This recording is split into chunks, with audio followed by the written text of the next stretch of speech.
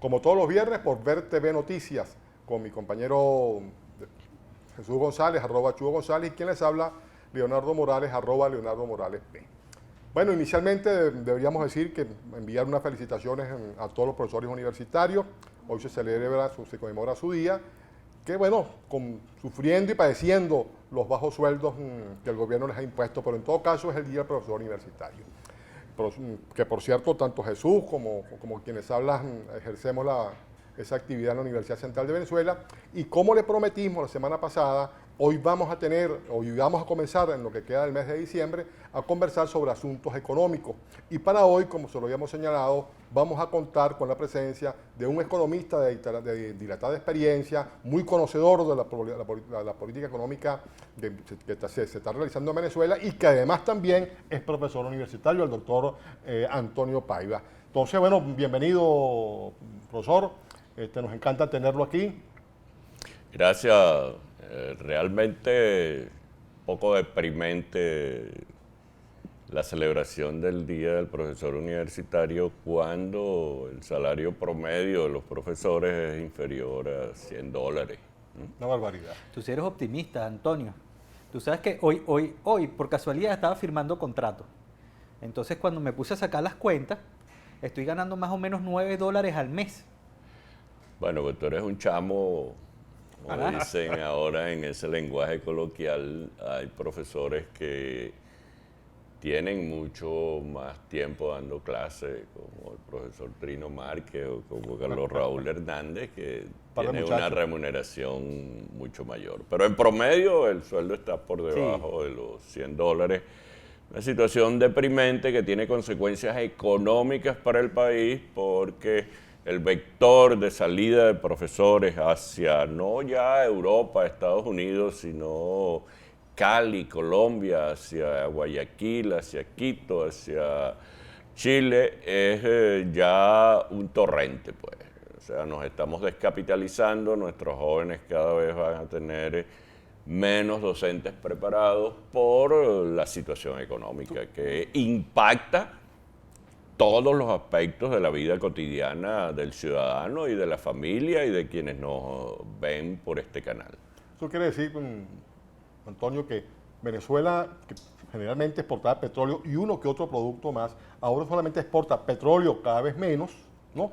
Y un recurso humano que es el que efectivamente debería estar preparando a los venezolanos del futuro, se está yendo justamente a otros países, por aquello de que en esos países hay una mejor, digamos, atención en términos laborales y remunerativos de estos profesionales nuestros, ¿no? Claro, hay un dato que es terrible, pues. Cuando este gobierno llegó, Venezuela exportaba cemento, exportaba café, exportaba cacao, arroz, exportaba aluminio, exportaba arroz, y era un alivio, pues, para las cuentas nacionales, porque eso que se exportaba dejaba de importarse porque se satisfacía el mercado interno. Hoy en día, el rubro más importante de exportación, después del petróleo, de acuerdo con la metodología estadística de Naciones Unidas, lo que se llama en economía las cuentas nacionales, en la balanza de pago, que no es otra cosa que la relación entre lo que un país exporta y lo que un país importa, el segundo rubro son los salarios, sueldos, honorarios profesionales que reciben en primer lugar nuestros deportistas y en segundo lugar los artistas.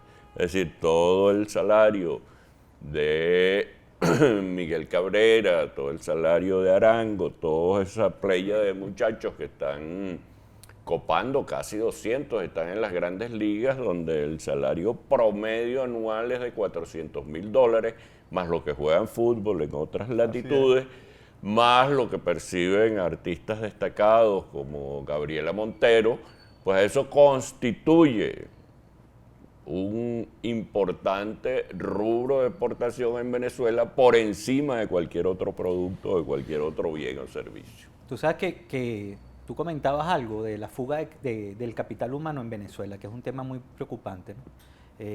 Recientemente me conseguí con unos profesores de la Facultad de Ingeniería, 20 profesores en este semestre de escalafón se fueron de la Escuela de Petróleo. hablan de unos 700 en la Universidad de Carabobo, de unos 200 también en la Universidad de los Andes. Y bueno, ese capital humano que se está yendo, eso es un tema sumamente preocupante, porque bueno, son profesores que de alguna manera ya habían concursado, ya habían hecho su ascenso y bueno, su carrera dentro de la universidad, y decidieron irse a otras universidades de otras latitudes. Porque el principal atractivo es indudablemente la remuneración. Cuando una familia de un profesor joven que está por allí por los 25, 30 años, se casa con otra profesional, tienen 2 niños, sostener la educación de esos niños, intentar comprar un apartamento, tener no ya 2 carros como fue el modelo nuestro, sino un solo carro, realmente el balance no cuadra, pues. Entonces, si a eso tú le añades el problema de la inseguridad, el problema de lo que en economía llamamos las expectativas racionales. Todos esos profesores cuando eran jóvenes viajaron al exterior, conocieron el Caribe, conocieron Europa, conocieron Disney, se prepararon. Hoy en día ese modelo no está al alcance de una familia joven de 2 profesionales. Ahora, imagínate tú lo que eso significa para un grupo familiar en donde el padre es un trabajador calificado, la esposa es una secretaria también calificada, pero su nivel de remuneración es muy inferior a lo que percibe un profesional. Para ello, la situación es terrible, pues. Por eso alguien por allí dijo que ser pobre era bueno. En Venezuela ser pobre es una tragedia, pues, porque no hay cómo satisfacer las necesidades básicas. Antonio, fíjate, no estamos fuera de materia con lo que queríamos hacer con nuestros, digamos, asiduos visitantes a este programa de 20 minutos, pero quisiera que entráramos en una materia, digamos, de análisis de la circunstancia que hoy está viviendo el país. Porque yo tengo la sensación, nosotros no somos economistas, el economista eres tú, y la gente tiene deseos de saber sobre este tema. Yo tengo la sensación, la percepción de que la culpa de todo lo que primero estamos viviendo una profunda crisis, una colosal crisis económica, que por supuesto toca diversos órdenes, pero tenemos una crisis económica. Esa crisis económica es consecuencia de las políticas instrumentadas por Chávez. No es verdad que es Maduro, sino que Maduro lo que ha hecho es correr la arruga. Ahora, Maduro anunció que iba a producirse un sacudón económico, que iba a haber cambios importantes en la política económica y no pasó nada. No hay algo de cobardía en el gobierno en tomar aquellas medidas, porque todo el mundo le ha dicho cuáles son las medidas, pero no las toma. ¿Por qué no las toma? Bien, en mi opinión hay un profundo tema de incomprensión de una realidad y de incapacidad para rectificar un rumbo absolutamente equivocado que nos ha colocado al borde de la quiebra como país, que ha provocado ruptura en la familia venezolana, que ha visto cómo sus hijos y familiares se han ido al exterior, y eso está dado porque allí hay unas telarañas ideológicas que les impide tomar decisiones de rectificación, porque se piensan, y las leyes habilitantes aprobadas en estos días recientemente, lo que hacen es reforzar la parte punitiva de que quien tenga $1 lo van a poner preso, de que quien vaya al exterior a estudiar, hay 11.400 estudiantes que han sido convocados para ir a justificar sus gastos de preparación en el exterior, mientras que hay niñeras de ministros que viajan con maletines en aviones de lujo, de PDVSA, y eso no lo investiga nadie. Los 20.000 millones de dólares que se perdieron en el 2012, que fueron denunciados por los propios funcionarios, la presidenta del Banco Central y el otro ministro, eso no los ha investigado nadie. Entonces estos van por los peanuts, por los maní, por los chiquitos, mientras que el grueso. El presidente anunció que iba a haber una reducción en los gastos suntuarios y en los gastos fijos, y al mismo tiempo crea 5 nuevos ministerios. Cada ministerio tiene el ministro, el viceministro, la secretaría, el chofer, la infraestructura. Mira. Es decir, aquí en el Rosal, el edificio que era del banco aquel que estafó a medio mundo, el Stanford Bank. Entonces ahí montaron el Ministerio de Prisiones. Está la señora Varela. Varela, pues. Entonces ahí se ha gastado un dineral en acondicionamiento, pero lo que tú te asombras es cómo en tan corto tiempo puede una dependencia, que era una dirección del Ministerio de Justicia, convertirse en un ministerio con una inmensa cantidad de gente, la mayoría ligada familiarmente a los personeros del gobierno y que no resuelven nada, porque ahí está el drama de Uribana. Pues. Mira, hay una situación esta semana que ha sido emblemática. El dólar paralelo estaba alrededor de 104 a principios de semana, a principios de mes. Sí. A principios de mes. Y ahorita, hoy lo tenemos en 167, de acuerdo a una revisión Rondando que acabamos de hacer, rondando los 167. Eso habla de un deterioro de la moneda a un ritmo y a una velocidad prácticamente insoportable para cualquier sistema económico que depende fundamentalmente de las exportaciones y donde hemos tenido una situación de contracción para conseguir esos dólares que se ha visto en todos los anaqueles en este año. No conseguimos los productos de primera necesidad, vaya y busque usted una hojilla de afeitar, vaya y busque usted un pañal para sus niños. La comida. La comida. Entonces, esa situación, ¿qué nos está dibujando? Porque ¿por qué ese acelerado aumento del dólar en este momento? Bueno, los personeros del gobierno, pues recuerde que allí no hay ningún economista. El único economista conocido que hay es Sanguino, que ni siquiera está en funciones ejecutivas, sino está ahí en la Comisión de Finanzas de la Asamblea Nacional. De la Asamblea Nacional. La economía está dirigida por un señor que es militar, que no tiene idea de lo que ocurre en el mundo y en la economía, y que lo que estos señores no se dan cuenta es que las señales que un gobierno da inmediatamente las refleja el mercado. Fíjate tú, Venezuela tiene un esquema de funcionamiento que es básicamente sus ingresos provienen de la exportación de petróleo. Allí estamos en una terrible crisis, como tú dices, porque no solo es que el precio del petróleo ha bajado, que durante mucho tiempo estuvo sobre los $100, que el año pasado estuvo casi en $100, este año el promedio va a estar en 80, pero la realidad es que ahorita el petróleo está entre 60 y $70, porque el marcador Brent, que es el petróleo que se produce en el Mar del Norte, está en 70. El precio del OPEP siempre es alrededor de $5 menos que el Brent y el de Venezuela $2 y $3 menos que el de la OPEP. Por la calidad de nuestros crudos en general, deberíamos estar en $62 por barril, que es una barbaridad porque ustedes, por ser tan jóvenes, se graduaron a 14.50 y el país funcionaba y no había colas en los automercados y todo. Funcionó el con mundo. Caldera que estaban como en $6, ¿no? Así es, $8. $8 el barril. Y sin embargo, el volumen descomunal de gastos que hay en este momento hace que la proporción de que lo que le ingresa de dinero al gobierno y lo que gasta sea un terrible desbalance, que es lo que en economía llamamos un déficit fiscal. Es decir, contrariando a lo que nos enseñaron nuestras abuelas y nuestros padres en la casa, de que nadie puede gastar más de lo que le ingresa, porque entonces cae en deuda, porque te empieza a rebotar la tarjeta de crédito, porque te empiezan a cortar los servicios, el suministro, y en una situación similar a nivel macro está el país.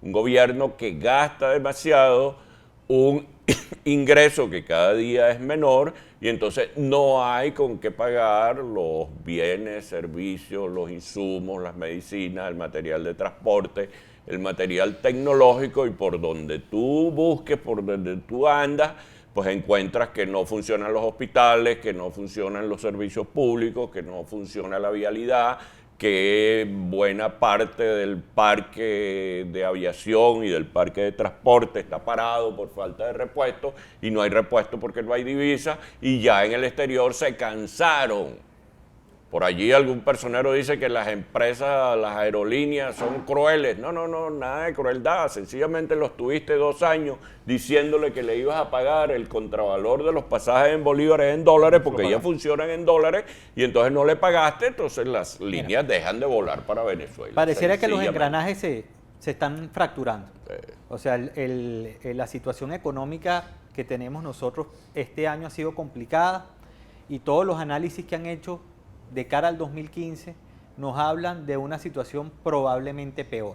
Probablemente peor. Sí, pero fíjate, Moisés Naín decía una cosa que no se puede estar pronosticando circunstancias, porque no siempre es posible, ¿no? Él ponía un ejemplo, un artículo bien interesante, decía, nadie podía decir, o sea, pudiéramos decir hoy día que nadie podía imaginarse que lo de Ferguson iba a pasar en el 2014, que Obama iba a tener el problema de Ferguson y Nueva York. Así ¿no? es. Nadie pensaba que Putin iba a tener los problemas que ha tenido. Exactamente, ahora. Ni podíamos imaginarnos que luego de tener una bonanza contra el dólar a 100 y algo por barril, iba a bajar a los 60, 70 Nadie dólares. pensó que Ahora, Estados Unidos, alto dependiente de importaciones petroleras, ahora no solo autosatisface su consumo interno, sino que también se va a convertir en un exportador, y eso es lo que explica el derrumbe de los precios. Entonces, en eso que iba Jesús, yo creo que es importante. A pesar de esa cosa que dice, de esos elementos que da Moisés Naín, nosotros quisiéramos que tú, Antonio, le dijeras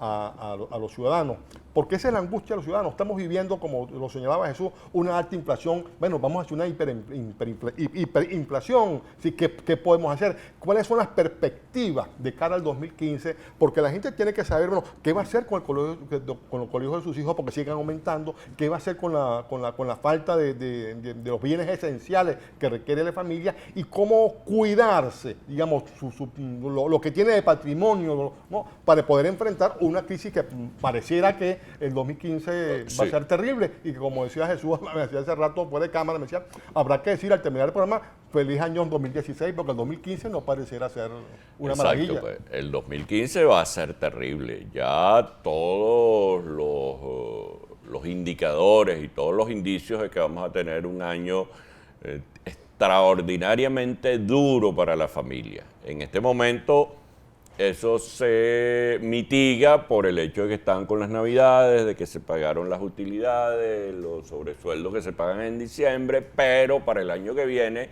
la situación es terrible. Es posible que haya una hiperinflación, es casi seguro. Una hiperinflación quiere decir más del 100% que van a crecer los precios, lo que el 1 de enero se compraba en 100, el 31 de diciembre se va a estar comprando en 200. Eso implica, mis queridos amigos televidentes, que ustedes tienen que reunirse, sentar a la familia y decir que viene una época difícil, de vacas flacas, de crisis, y que deben evitar todos los gastos superfluos, que deben contraer lo que el gobierno no hace, sí tienen que hacerlo ustedes en su casa. Tienen que concentrarse básicamente en lo que son los gastos de subsistencia de la familia, de la educación de sus hijos. Tienen que tratar de ahorrar, tienen que tratar de evitar cualquier gasto, porque vamos a estar en una situación tal de que los bienes básicos no se van a alcanzar o no los vamos a conseguir, y los que se consigan van a estar a un precio muy elevado. Eso implica que las idas a peluquería, que las idas a cervecería van a tener que recortarse, porque la situación que viene es muy dramática y muy difícil. Yo le digo además que aquellas cosas que no estén usando, salgan de ellas. Lo que es básico para la familia, como son los electrodomésticos y los electrónicos indispensables, que los cuiden, que el carro lo cuiden, le hagan mantenimiento, porque no va a haber repuesto y los precios de los talleres van a ir al infinito. Mira, Leo, tú sabes que uno escucha a Antonio diciendo este cuento para el año que viene, y uno lo que llega a pensar, ¿no? que hay que tomar medidas, el gobierno tiene que tomar medidas, porque esta situación prácticamente lo que está generando es que cada día la situación es peor. O sea, el aumento y la velocidad del crecimiento de los problemas cada vez es mayor. ¿Tú piensas que el gobierno de alguna manera, porque escuchaba en estos días que había una pugna muy importante en el gobierno y que estaban pidiendo a ese economista para América Latina, Francisco Rodríguez, que se llama, que trabaja en un banco norteamericano y que trabajó aquí durante un periodo de tiempo importante, que viniera, por favor, a poner orden en la situación económica. ¿Tú crees que eso es posible? Mientras existan esas telarañas ideológicas, esa alta dependencia con Cuba, el creer que el país se puede manejar con solamente criterios militares y con una mano de una disciplina cuartelaria, eso va a ser imposible. Lo que es probable es que aquí haya una terrible crisis política, es probable que el gobierno pierda las elecciones legislativas, que se vea con el agua al cuello, y que al final puede estar planteada una renuncia o puede estar planteado una medida legislativa porque el país no va a soportar por mucho tiempo esta situación tan terrible. Bien, Antonio, fíjate, para los amigos, un primer pronóstico, digamos, que intentamos visualizar con los indicadores es que vamos a tener una hiperinflación, es decir, que la inflación puede estar sobre los 3 dígitos. Ciertamente los números, Jesús, parecieran indicar que vamos hacia allá. Sí. No sabemos qué va a hacer el gobierno con el sistema cambiario, ¿sí? ¿Qué va a ocurrir con todo eso? Se dicen que están a punto de tomar la decisión de de cambiar esta barbaridad que tenemos hoy día, pero por esa vía, como señalaba Jesús, algunos economistas habían dicho que el dólar paralelo podría, digamos, oscilar entre 120 o 130 y 175, pero por esta vía que vamos, la semana que viene por el canal rápido, el 31 de diciembre estamos en 200, es decir, esto es una barbaridad, pero ok, eso es un tema. ¿Qué va a pasar con el petróleo? Sí, la experiencia del presidente Maduro en el sentido de rebote no puede dar confianza de que los precios del petróleo rebotarán. No, en absoluto. El año que viene va a ser un año de estabilización de precios hacia la baja, porque los Estados Unidos, que es el principal comprador de crudo en el mundo y de Venezuela, pues sencillamente no va a crecer y eso va a estar más hacia los 60 que hacia los 70. Por otro lado, los problemas de producción que tiene el país hacen que el volumen, que sería lo que compensaría la caída en el precio, tampoco estamos en condiciones de ayudarnos a resolver esta situación. Bueno, estimados amigos, 20 minutos llega a su final. Sé que quedaron con algunas interrogantes, pero ya como le dijimos Jesús y yo la semana pasada, vamos a continuar con otros expertos en la materia discutiendo sobre este tema en los próximos programas. Hasta la próxima, nos despedimos. Jesús González, @Chugo González, y quien les habla, Leonardo Morales, @Leo Morales P. Y muchísimas gracias a Antonio Paiva, profesor universitario, economista, por este tiempo que nos dispensó en el día de hoy. Hasta la próxima.